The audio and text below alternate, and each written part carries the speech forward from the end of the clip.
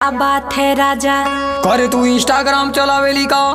हाँ हो मोरे राजा, बड़ा आवेला मजा।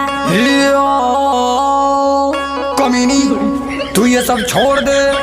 ऐसे कैसे मैं इंस्टाग्राम छोड़ दूं राजा? अभी टाइम है जाने मन, तू होश में आ जा।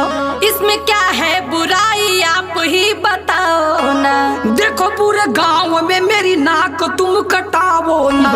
अरे राजा जी, इसमें पैसा बहुत मिलता है। तेरी वीडियो से कितनों का नियत बिगड़ता है। जो जैसा सोचता है सोचे, उसमें मैं क्या करूं। तू इंस्टाग्राम पे वीडियो बनावल बंद करूं। देखा राजा, एमे फिल्टर बहुत कमाल के हा। हाई वीडियो तो सारे टिल्ठुआ के माल कहो। मान जाए राजा, हमके वीडियो तू बना